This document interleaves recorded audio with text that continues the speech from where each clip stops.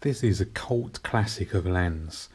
It's widely considered to be the best lens for the Sony system. It is, of course, the Sony FE55F18Z ZEISS lens.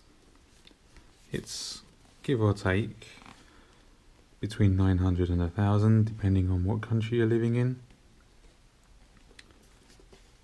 It's a full frame lens. It's dust, moisture and water resistant, although you're probably best not to submerge it in water. Let's take a look at the lens. You get this petal lensed. Very nice. Of course you get your ZEISS badge on the side. There's some markings here.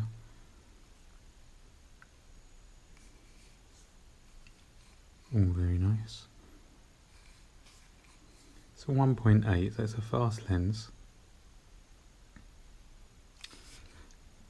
If you're going to be using this on any of the Mark II A7s, you're going to be fine because your body on those cameras has optical stabilization. If you're going to be using it on the A6000 or the A6300 for photography, it's an absolutely lovely lens. For video is where it starts to fall down slightly because it doesn't have the optical stabilization. You're better off, if you're going to be using it on the APS-C cameras, going for the Sony 50mm f1.8 APS-C lens, which, as long as being considerably cheaper, it also has optical steady shot image stabilization in the lens itself, although that one is not dust, moisture and water resistant.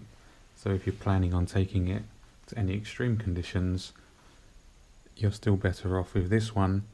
Or if again it's going to be video, you're going to want a full frame lens with stabilization. On the 6000 and the 6300, it's only dust and water resistant if using a full frame lens, not if you're using a APS-C lens. So how did it perform?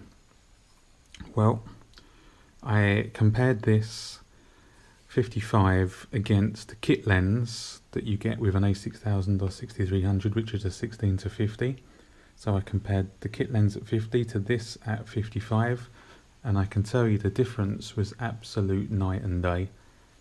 Even Stevie Wonder could have told the difference between that and then told his mate all about it.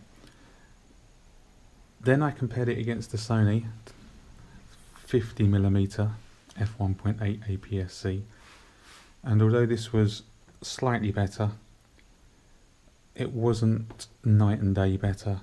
And for the price difference on a 6000 or a 6300, you might be better off just going for that APS-C lens, unless you are doing ultra critical photography. I was zoomed in 20 times on a 4K screen and the difference was marginal. Yes, this was better, but it was marginal.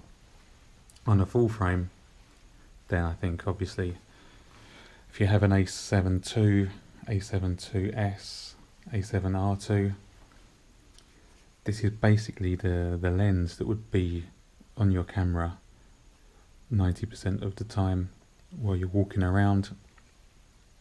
Only really need to be swapped out when you're taking wide or landscape shots. The build is very nice. It's a little heavy on the 6000 and 6300, a lot heavier than the 50mm 1.8, but a good construction, very good construction. You can tell that it's been built well. Quality wise, it's marked on DxO review as the best for the Sony system with regards to sharpness, so you won't be going wrong there. It's going to absolutely destroy your zoom lenses with regards to megapixels sharpness. And all in all, if you can get it at a good price, go for it. But wait for a sale or wait for a discount or even second hand. I wouldn't advise paying full whack for it, because there are cheaper alternatives out there. But birthdays, weddings, bar mitzvahs and funerals, treat yourself. You only live once.